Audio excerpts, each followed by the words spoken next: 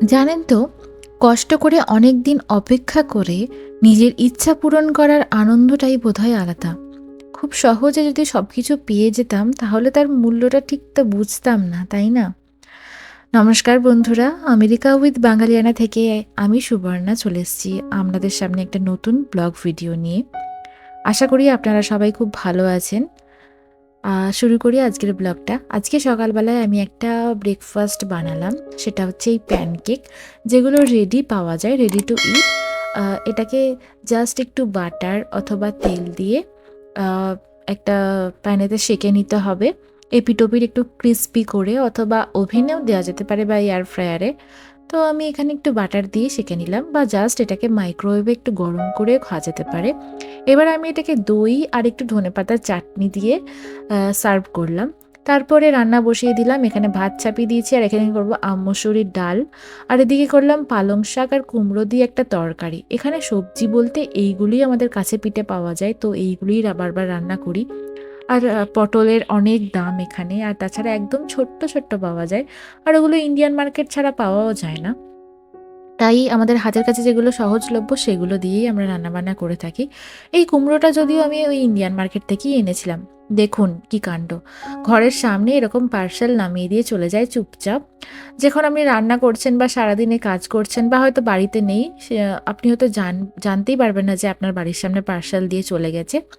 চলুন এটাকে আনবক্স করে দেখা যাক যে কি এসছে। আমি তো ভীষণ এক্সাইটেড ছিলাম। আমার মনে হচ্ছে যে এটা মিক্সার গ্রাইন্ডারই হবে, বিকজ আমরা তো ওটাই অর্ডার দিয়েছি। তার বাইরে তো কিছু অর্ডার দিইনি। আর বারবার মানে এটা ওপেন করার আগে চেক করে নিতে হয় যে আমাদের অ্যাপার্টমেন্টেরই অ্যাড্রেসটা আছে তো, আমাদের নাম আছে তো অ্যাড্রেসে সেটা চেক করে নিতে হয়। কারণ অনেক সময় ভুল আ অর্ডার আমাদের সামনে রেখে দিয়ে চলে যায় ঘরের সামনে। একই অ্যাপার্টমেন্ট ধরুন অন্য বিল্ডিংয়ে আছে, সেই অনুযায়ী নামিয়ে দিয়ে চলে যায়। তো পরে আমরা সেগুলোকে আবার খুঁজে খুঁজে তাদের বাড়ির সামনে নামিয়ে দিয়ে আসি, অথবা লিজ অফিসে জানিয়ে দিই। তারা কালেক্ট করে নিয়ে তাদেরকে দিয়ে আসে। সেটা অনেকবারই হয়েছে এখানে আসার পর থেকে। ১ম বার হয়েছিল যেটা আমি নিজেই দিয়ে এসেছিলাম আমরা গিয়ে তার বাড়ির সামনে। তারপরের বার একবার বিড়ালের খাবার দিয়ে গেছিল, যেটা অনেক ভারী। সেটা আমার পক্ষে দিতে যাওয়া সম্ভব ছিল না। তারপরে দেখলাম সে নিজেই নিয়ে গেছে খুঁজে খুঁজে। এটাই হয় অনেক সময়, আপনি ধরুন অর্ডার দিয়েছেন, আপনার অর্ডারটা অন্য কারোর বাড়িতে ডেলিভারি দিয়ে চলে গেছে এবং আপনার কাছে মেসেজ এসছে যে এটা ডেলিভার হয়ে গেছে। তখন আপনার মাথায় হাত, কোথায় খুঁজবেন আপনি এখন ওটা? তো সেই অনুযায়ী আপনার ঘরের যা নাম্বার সেই অনুযায়ী বাকি অ্যাপার্টমেন্টগুলোর বিল্ডিংয়ে খুঁজলেই পাওয়া যায় অনেক সময়। যদি ভালো লোক হয় তাহলে অবশ্য দিয়ে দেয়। যাই হোক, আমি এখানে আনবক্স করি এটা। দেখতেই পেলেন নিশ্চয়ই একটা মিক্সার গ্রাইন্ডার। অনেক দিন থেকে আমার এটা কেনার ইচ্ছা ছিল এবং ফাইনালি এটা আজকে কিনতে পেরে আমার ভীষণ ভালো লাগছিল, খুব আনন্দ হচ্ছিল। আ আমেরিকায় এসছি আমরা প্রায় ১ বছর হয়ে গেল। কিন্তু এতদিন আমাদের ঘরে কোনো এরকম মিক্সার গ্রাইন্ডার ছিল না। ভাবা যায়? একটা বাঙালি সংসার অথচ মিক্সার ছাড়া চলছে। সেটা কি সম্ভব কখনো? এতদিন মসলা মিন্স বেসিক্যালি পোস্তটা। পোস্ত হচ্ছে আমার ভীষণ ফেভারিট, আর পোস্তর জন্য আমি পুরো পাগল। তো পোস্তটা বাটা যেত না, যেহেতু আমাদের বড় মিক্সার গ্রাইন্ডার ছিল একটা, এরকম ছোটর খুব দরকার ছিল অনেক দিন থেকে। আ মা মাঝে, মাঝে মনে হতো যে পোস্ত খাবোই না। ধুর! পোস্ত বাটার জন্য এত ঝামেলা। কিন্তু আজকে সেই কষ্টের দিনটা, এতদিনে আমাদের অবসান হলো। আ এই যে দেখুন, শেষমেশ আমরা আমাদের নিজেদের একটা মিক্সার গ্রাইন্ডার কিনেই ফেললাম। জিনিসটা হয়তো খুব ছোট বা খুব সাধারণ অনেকের কাছেই। কিন্তু ১ বছর ধরে কষ্ট করার পর আজ যখন এটা নিজেরা কিনলাম, সত্যি বলছি এর আনন্দটাই আলাদা। নিজেদের পছন্দের কেনা জিনিসের মায়াই অন্যরকম হয়, তাই না? আর অনেকদিন ধরে যদি সেটা অপেক্ষা করে তারপরে কেনা হয় তাহলে সেটার মূল্যটাও ভালোভাবে বোঝা যায়। আর যেহেতু নতুন মিক্সার এসছে তাই রান্নাটা তো স্পেশাল হতেই হবে, তাই না? তাই চটপট মিক্সারটা ধুয়ে আমি রেখে দিলাম। আর সন্ধেবেলায় এখন আমি এখানে ফুচকার পাঁপড়টা ভেজে নিচ্ছিলাম। অ্যাকচুয়ালি এটাকে ফুচকা হিসাবে আমি খাবো না। ফুচকার পাঁপড়টা শুধু খেতে আমার ভালো লাগে। তাই এই ফুচকাগুলো একটু ভেজে নিলাম। এবার এটাকে আমি খাবো ভেবেছি আজকে একটু দই দিয়ে আর একটু সেও ভাজা দিয়ে। আজকে যেহেতু নিরামিষ ডে ছিল আমাদের, তাই দেখতেই পেলেন নিশ্চয়ই সকাল থেকে আমি কোনো আমিষ রান্না করিনি, একদম নিরামিষই খেলাম। আর এই ফুচকাটাকেও তাই নিরামিষ খাওয়ারও চেষ্টা করছি, মানে ফুচকা বলা চলে না, ওই আর কি। তো ফুচকাও আলু দিয়ে বানানো যেত, বাট এখন দেখলাম যে বাড়িতে আলু ছিল না, তাই এটাকে আমি দই দিয়ে আর সেও ভাজা দিয়েই বানাচ্ছি। বেসিক্যালি আমি এটাকে এমনিই খেয়ে থাকি, ফুচকাটাকে পাঁপড় হিসাবে, যেমন আমরা বাড়িতে আলুর পাঁপড় খাই, সাবুর পাঁপড় খাই, সেরকম। আমি যখন আমেরিকায় আসি তখন আমার মা আমার জন্য আলুর পাঁপড়, সাবুর পাঁপড় বানিয়ে দিয়েছিল। সেগুলো আমরা মাঝে মাঝেই ভেজে খাই। শেষ হয়ে গেছে, প্রায় অল্প কটা আছে। এই যে দইটাকেও আমি একটু বেশি মশলা, চাট মশলা আর জিরে গুঁড়ো আর একটু লঙ্কা গুঁড়ো, ধনেপাতা দিয়ে করে নিয়েছি। এবার আসি মেন রান্নাতে।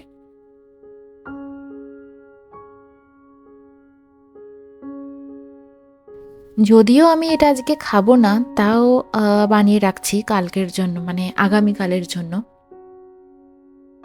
যেহেতু পোস্তটা, মানে সরি, যেহেতু মিক্সার গ্রাইন্ডারটা এসছে, তাই পোস্ত কেমন বাটা হচ্ছে সেটা তো দেখতেই হবে, কারণ আমি পোস্তর জন্যই মেনলি এটা কিনেছি। কারণ এই বড়টাতে অনেক কিছু বাটা গেলেও পোস্তটা একদমই ঠিকঠাকভাবে বাটা যেত না। যদিও তিলটা বা বাটা যেত, কিন্তু পোস্ত একদমই বাটা যেত না। তাই ভাবলাম যে যে এটা এসছে যখন, আজকে পোস্ত বানিয়েই দেখি।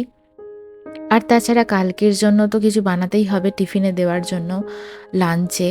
তাই ভাবলাম পোস্তটাই বানাই। আর মসুরির ডাল তো আছেই, যেটা আমি ওবেলাতেই করেছি। তাই এখন এখানে আমি পেঁয়াজ কেটে নিলাম।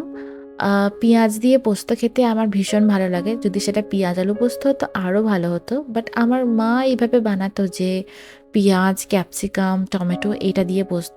এই যে দেখুন, দেখলাম পোস্তটা ভালোই বাটা হচ্ছে, তারপরে দেখেও আমার শান্তি। বাবারে, আমি অনেক দিন থেকে পোস্তর জন্য পাগল ছিলাম। তো যাই হোক, একদম মিহি করে বাটা হয়ে গেছে দেখছি পোস্তটাকে। তো এবার এটাকে আমি একটা বাটির মধ্যে ঢেলে রাখলাম। চলুন আপনাদের দেখাবো যে কেমন বাটা হয়েছে। এই যে দেখুন, এরপর আমি একটা কড়াই বসিয়ে দিলাম। সেখানে যেমনভাবে আমরা পোস্ত করি, পোস্ততে তো কিছু মশলা টশলা লাগে না, ওই সিম্পলভাবে রান্না করলাম। প্রথমে আমি জিরে দিয়ে দিলাম ফোড়নে, তারপরে পেঁয়াজগুলোকে ভাজতে দিয়ে দিলাম। এবার অনেক রকমের ক্যাপসিকাম কেটে রেখেছিলাম, হলুদ, লাল, সবুজ, সব ক্যাপসিকামগুলোকে এবার এর মধ্যে দিয়ে দিলাম কড়াইয়ে। তারপর এবার ভালোভাবে ভাজতে থাকবো। এর মধ্যে অ্যাড করে দেব নুন পরিমাণ মতো। তাছাড়া কোনো মশলা পোস্তয় দেওয়া চলে না। অনেকেই হলুদ দেয়, বাট হলুদ না দিলেও চলে। আমি ভাবলাম যে একটু কাশ্মীরি লঙ্কা দিই, তাহলে কালারটা ঠিকঠাক আসবে, তাই একটু কাশ্মীরি লঙ্কা আমি পরে অ্যাড করেছিলাম।